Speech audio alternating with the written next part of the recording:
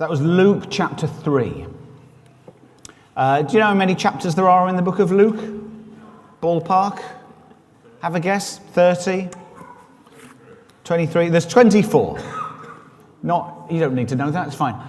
There are more than 3, right? I think that's my point. This whole thing happens at the beginning of Jesus' story, of his ministry. If the Gospel of Luke stopped now, it would be a short, interesting little article, a paragraph, a pamphlet, not a gospel. The other reading that we had this morning was from Acts chapter 8. A lot more than 8 chapters in the book of Acts. Have you been baptized, I wonder? Many of us have been baptized, right? It's quite common in a church. It's good. It's great. You're in. It's not the end. You don't get baptized and stop. What next? Just like for Jesus, the story keeps going. To paraphrase something by Karl Barth, we're told, no salvation without a vocation. No one is ever just saved, as if just is a word you can put on that. We are saved for something. We are called into something. And to deny that would be like saying we've been invited to a party, a great banquet, and then stand in the doorway, having perhaps handed our coat over, wondering what to do next. We instead have been redeemed by a God who likes being with us and has riches to offer us. Like the story of the prodigal son, the father doesn't run down the road, embrace his son, and then stay in the road. They come back and do stuff. They have a party and a feast. We are called into the church, amongst other things. Hopefully this one, unless you're visiting today. It might not always feel like a party and a banquet at church, but we're assured that it is. There are other metaphors that you hear. We do this, we are one in Christ, which references, I think, this idea that we are Christ's body, that it takes all of us being interconnected. We know that picture. It is kind of a metaphor, but also it speaks to an actual truth. We're connected to each other. We're adopted into the family. It's your favourite one, Adam, right? We get to sit around the table like that. And if we're not here, of course, then that space goes unfilled. And if you've sat around dining tables when the person isn't there recently, that's hard. In so many places, the Bible and all of our experiences reinforce that, with a handful exception of those weird old desert fathers called to live up a pole in the sand, we are called to live with each other, to do our life and our faith alongside each other. We need you, you need us. This messy community is not optional. You're stuck with it. I love it. I've had so many conversations with atheists in the last sort of month or two who are drawn to a church community, which is a good sign. We're getting that right. But this being with each other is, it looks good from out there. People like that. They miss this. This is a good idea. We should keep doing that. Sometimes it's hard. Is it sometimes hard to be at church? Yes, it is. Thank you very much. And that's good for us too. Knocks the corners off us and makes us more gracious. So we're called to be in this community, and not just in it. This community is called to do stuff, technical term. Sometimes you'll hear it said that God has no hands and feet but ours. Do you know that? Somebody put a question in the Ask Me Anything box. I love it. It's kind of true and completely not true. There's nothing to stop God from doing anything that God wants to do. We have to accept that. And yet God chooses, because God is relationship. If God has pronouns, God's pronouns are they, because God is the Trinity, and God has always been doing stuff together. Even if God is on his own, God is doing stuff together. And God chooses to do stuff with us. The creator of the universe would rather set about building his kingdom in your heart with you helping. It doesn't magically make you a better person. You have to join in. God chooses to make the world, Calverley and beyond, a better place by working with us. What a treat. All this stuff, this joining in community, this working with God, is always part of what the church should be banging on about and helping us to do better at. But I think it's going to be a particular focus for us this year, which perhaps implies that I have a much clearer plan of how church is going to roll out over the next 12 months than I do. But as much as we are always making it up here, there is a sense for me, and hopefully for PCC, we'll thrash this out, that discipleship is this year's focus, this year's journey. Discipleship. What is discipleship? I hope, a useful definition. I think discipleship is the deliberate, conscious efforts and habits and the ancient wisdom practices of our faith that we choose to take up, by which we cooperate with God in God's sanctification of us. And God's sanctification is that gracious, ongoing improvement of us, the gentle but inexorable hand of the potter on the clay of our lives. We do our discipleship. God does this sanctification, helping us to be people that he and we are more proud of, happier with. Make sense? We do our bit, God does God's bit. And part of all this is assuming that God is calling us to particular things, ministries, people. And some of those will be here. Of course, you are called to be a good milkman, or teacher, or actuary, or receptionist, or, I don't know, insert name of job here. And you could have retired and you're called to be part of whatever communities you are involved in there. You might do very important work that is not paid. Brilliant. You are called to be a good neighbour, a good son or dad or wife, a good member of the cricket club, a good friend. The calls on our lives are many and varied, and we will continue to speak to how to do all of that stuff well. I have been chided, perhaps, and reminded that we should be doing more here about how to be good outside there, these 6 3/4 days that you spend trying to be a Christian out there. It's a good point. But I am unashamedly banging on about what we do at church here today, because I think we are all called into a role here, or rather, probably many roles. This is an invitation for you to come closer in, to think again in this new year, what can you give or do? And not what is Rob asking. This isn't like the vicar, come on, join in, do better. It's fine. This is an invitation from me, but perhaps a chance to wonder what God is asking. If we are indeed called further into this banquet, it would seem almost churlish once you've realised to stand in the doorway holding your coat going, no, this is fine, I'm in, that'll do for me. God loves you, it is said, just the way you are, but too much to leave you just the way you are. What riches are you going to seek this year? It's time for time and talent. We're going to talk a bit about this specifically today. I'm going to try to do some theology, not just the asking you to do jobs. We did this 2 years ago. It's been really helpful, and we're doing it again. You should have received one of these. If you haven't got one, make sure you get one of these soon. And this is a list of all the ways we can think of that we do church, like the service stuff here and then the stuff throughout the week, the ways that we bless stuff. Whether or not they're already being done. You'll see that doing weddings is here. Claire does weddings. I'm not saying that we're trying to get rid of Claire and we need someone else to do weddings. But if you have a desperate desire to do weddings, then come and work with Claire and be ready for, at some point we could have a larger team, right? That's good. We want to know. Have you got a desperate passion to do one of these jobs? We want to know what it is, even if it's already being done. You'll see. Well, we'll talk about the practicalities of it afterwards, but we want to know which things you would really like to do. Yes, please, I want to do that. If there's a thing you want to do, then let us help you find a way of doing it. And we also need well, I'll do it if you need to. Because sometimes there's just stuff that needs to get done that is less of a joy, but it's got to be done. Tick that. I know that you're busy. Are you busy? Who's busy? You're busy? You're too busy. We're all too busy. We'll have sermons on that. That's an issue. And that's fine, though. I know that your kids or your job or your life will get in the way. And there's no judgment here. But all the evidence shows that the people who are getting the most out of church are the people who are putting stuff in. The people who are happiest, the people who are satisfied in their faith and growing and feeling connected. So what are we inviting you into? We're going to think about 3 things today and this year. And then I'll come back to this sheet. Lots of research shows that small groups kind of are church, basically. The people in a small group know each other, are connected to each other, and care about each other in deep and meaningful ways. They're learning together, they're holding each other accountable, they're looking after each other, they pray for and with each other. Life in all its fullness is a connected life alongside other people who know you deeply and who you know and won't let you get away with stuff. This church is too big to be a meaningful church community on a Sunday. There's too many of us. We all need a smaller team to be close to.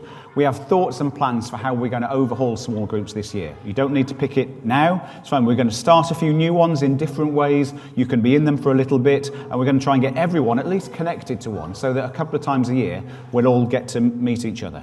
Watch this space for more details on that. But small groups are a huge part of how we do discipleship here. We're going to keep talking unashamedly about money and giving.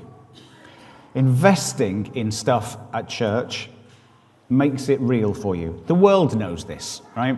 Put your money where your mouth is not a phrase reserved only for churches. You put your money where your mouth is, you are in, you're committed, you're invested. We're going to continue talking about giving, about why it is good for us, about what we spend it on, and the different ways to do it. Sort of practically, because it's important, because church costs, and I need to do that, but I sincerely believe that it is good for us. I wonder if you're connected to the parish giving scheme. It's a great idea. It'll take your money every month and it will put the tax back on it, so we get an extra 25%, and it will nudge you every year if you'd like to increase your giving in line with inflation. So you can avoid being like the chap I knew in my last church who had prayerfully committed to giving £5 a month in 1975, which was a lot of money, and now was not really paying for even the biscuits after the service. We need to, it's a great scheme that it will just nudge us every year. I love that. Have you considered putting the church in your will? It's a great way to give us some money. There are many things in this church that are still funded by people who did that.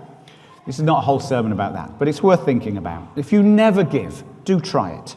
If you do give but not regularly, try signing up for it regularly. It's a good idea. I remember when I first switched on to that, I was sat in church, we had the standard lecture from the vicar saying, please give us your money, and I realised all I did every week was turn up at church and put my hand in my pocket and give generously from what I found there. I thought, that's really good. I'll give you everything I've got, Lord, from my leftovers. Okay, maybe I should have a think about this. And the church also says, you know what, we would rather have it monthly because we can plan that. It's helpful, it's a good idea, and it means that we still get it the weeks that you don't come. There you go. More sermons on that at some other point. But we're going to think and continue to think about giving. And we're going to need that money this year, as ever we do. We have costs like heating and staff and an obligation to the diocese to pay our fair share, so that there are vicars in places that can afford them like this and that can't. Like where Phil is down the road in Armley. Their parish share wouldn't pay for a whole fill. It's right that we're chipping into that. We also need to invest in these old stones. They are, last year, 870 years old. That's pretty good. I would like them to see 900 on my watch. They are glorious. It's this year now, we need to spend £45,000 on guttering and rainwater goods and things like that. That's a lot of money. And when it's finished, you will not notice any difference. 2 years after that, we need to spend £80,000 repointing the tower, which when we are done, you will notice no difference whatsoever. And this is what it costs. I have no problem thinking that we're going to do that. When I started, we overhauled the organ. Cost about 35 grand. And we did that. And Brenda's in charge of this. We're applying for grants. People in Calverley love us. This is going to work. We will find the money. We will raise the money. It's brilliant. But we will need, the backbone to be our faithful, regular giving. It's how it works. Of course, it is fine for when you prayerfully think about your giving for it to go down instead of up. Look at your finances. I want it to be a joy, not a burden. Do consider that. It's a good idea. And pay attention to all those fundraising things we'll be doing. Jonathan's calling it Beer Festival 4.0, which implies that there might be like a 4.5 halfway through the year. I don't know. So we'll keep doing all these wonderful fundraising things. But the faithful giving is good for you, is good for us, and we need extra the next couple of years. There we go. So find a small group, your crew, give us your money in a tax-efficient way, and then time and talent. This stuff, our list of callings. First of which might be your small group. I love working with people at church. I have different chats with Hilary and Sandra and Jeff one Thursday a month when we clean the pews and we go along dusting between the chairs and things like that. It's good. You chat to people differently when you're doing a thing, right? It's a good idea. But all these things need to be done. We have, when the ice permits, we go out and we have really good youth work and children's work, kids' church on a Sunday morning. Somebody has to do that. I want us to be a church where that's working. We have youth group on a Wednesday, which is such a blessing to the people who come on a Wednesday. And somebody has to do that. And we have a dementia cafe that has only just started, that somebody came to last week who's just been, is approaching a diagnosis with dementia, and they got to come here with their fear and sit with people who weren't terrified of that topic and hold their hand and work out what a blessing that is. Somebody has to do that. They have to organise it, they have to listen to people, they have to make cake. Somebody has to make the screens and the slides and the music and the microphones work on Sundays or at funerals. Somebody has to make the PCC keep working. So we've got a bit of a plan and a vision, and we're legally compliant. Somebody has to do the schools work, the weddings work, the funerals work. And this stuff is done by you, by and large, more so than it is by me. And we do really well at it.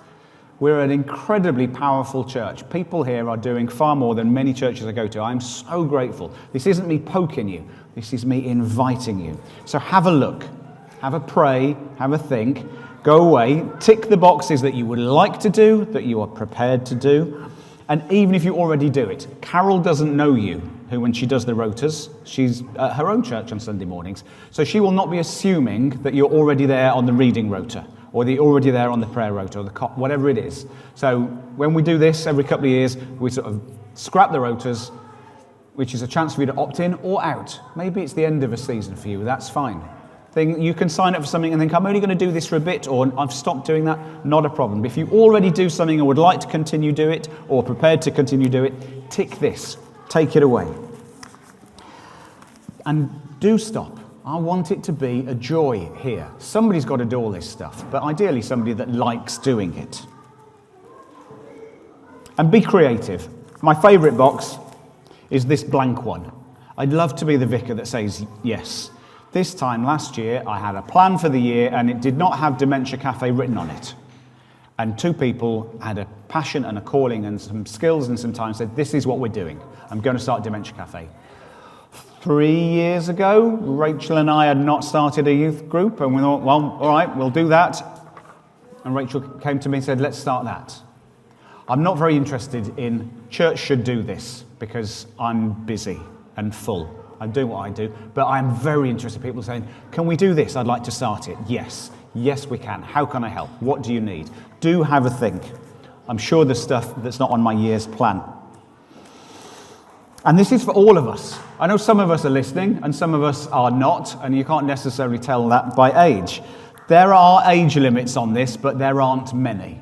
There aren't many things I think people are too young or too old for. And if you really have a calling for either one of those, if you're 7 and you think you need to preach, then we will work out a way for you to start and do a little bit. It's not a problem. And if you're 80 and you think you need to preach, it is not too late. And if you're really too busy, and there are people who are, that is fine. I had a word with somebody earlier who's got a full-time job and their mother's in hospital. I can't do anything right now, Rob. I come here to get fed and sent out. Brilliant. And in a few years, they'll do something else. But when they are here, they're praying, they're worshipping, and they're nice to the people next to them. That's fine.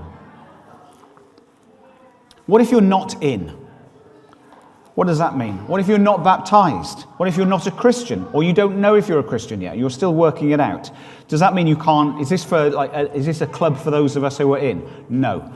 Nearly all of these jobs are open to nearly all of us. If you'd like to be further in, if you'd like to be baptized, come and have a word. If you'd like to learn more about being a Christian, then have a word. We're going to be doing courses this year. We're going to do the Bible course, I think, this Lent, which will be good because we're going to get a Bible.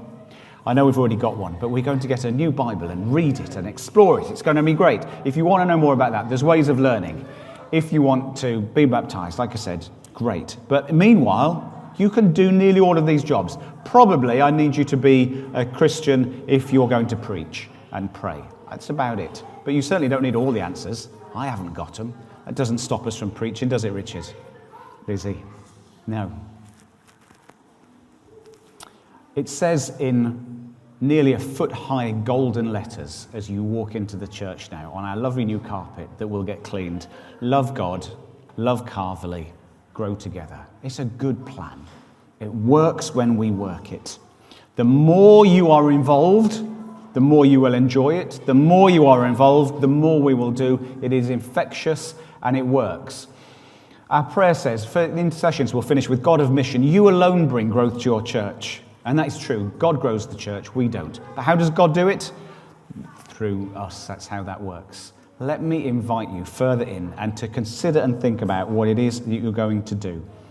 800 years after this church was built, it is still the beginning of whatever is next.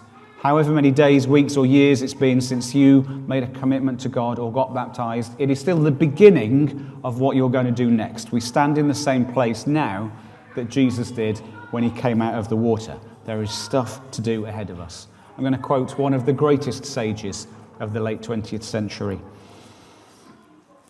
I'm not sure Bob the Builder knew that he was speaking of the kingdom of God, but from the mouths of animated workmen, so be it. Can we build it? Yes, can we build it? Yes, we can. Yes, we can, and we will, with God. And what joy there is in the building. Take a sheet. Thank you very much.